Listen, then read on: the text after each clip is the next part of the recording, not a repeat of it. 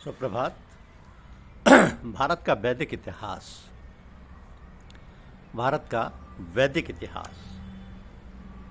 देखिए, अगर वैदिक इतिहास को जानने की हम कोशिश करें तो हम पाएंगे कि भारत में सबसे प्राचीन ग्रंथ पाए जाते हैं और सबसे प्राचीन ग्रंथों में ऋग्वेद सबसे ज़्यादा प्राचीन है।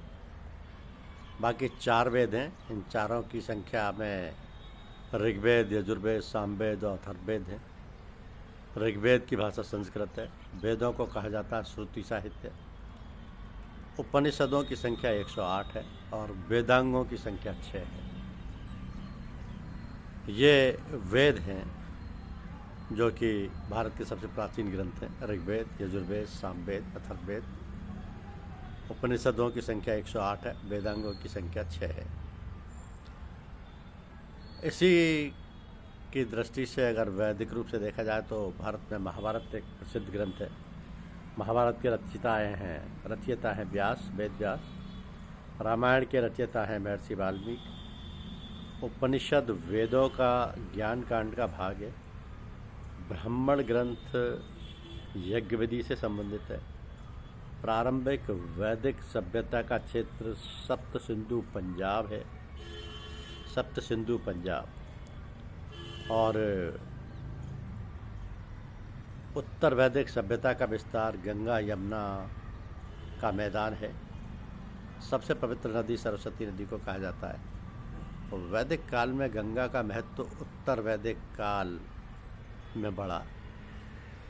आर्य मध्य एशिया से आए थे, जो कि वैदिक काल में राजा को राजन कहा जाता था।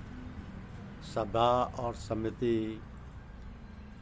प्रशासन से संबंधित थी। सभा और समिति जनपद की पंचायत होती थी। ग्राम प्रधान को ग्रामणी कहा जाता था। स्त्रियों को वेद पढ़ने का अधिकार प्रारंभिक वैदिक काल में नहीं था। प्रारंभिक वैदिक काल में नहीं था।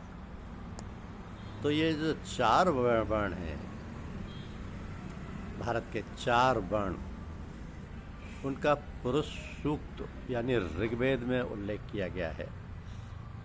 यह भी कहा गया है कि ब्राह्मण का कार्य ज्ञान और यज्ञ करना है। क्षत्रिय का कार्य शासन और रक्षा करना है। वैश्य का कार्य व्यापार व कृषि करना है और शूद्र का कार्य सेवा करना है। यानी 4 वर्णों को इस तरीके से पुरुष सूक्त ऋग्वेद में परिभाषित किया गया है कि ब्राह्मण का कार्य ज्ञान और यज्ञ, क्षत्रिय का कार्य शासन और रक्षा करना है, व्यापार का कार्य वैश्य का है, शूद्र का कार्य सेवा करना है। वैदिक काल के जो प्रमुख देवता हैं उनमें इंद्र, अग्नि, वरुण और सोम प्रमुख हैं। ऋग्वेद में सबसे अधिक स्तुति इंद्र की जाती है। अग्नि को देवताओं का पुरोहित कहा गया है। अग्निदेव को यज्ञों का उद्देश्य देवताओं को प्रसन्न करना है और वैदिक यज्ञ स्थल को यज्ञ की वेदी कहा जाता है। पहले सोमरस जो बनता था वो सोमलता से, जो कि एक तरीके की लता है, उससे सोमरस बनता था। मृत्युपरांत जीवन की धारणा उस वक्त उत्तर वैदिक काल में प्रारंभ हुई। मृत्युपरांत जीवन की धारणा।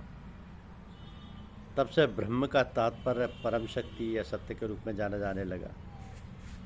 पुनर्जन्म का सिद्धांत उपनिषदों में परिभाषित किया गया है।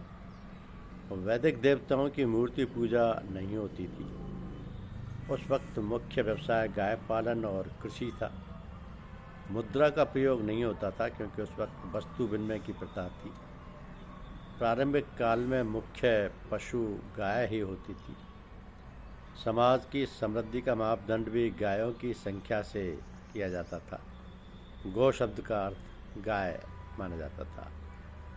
यह भारत की वैदिक परंपरा है जो कि वेदों में वर्णित उल्लिखित है और तब से आज तक चली आ रही है। धन्यवाद।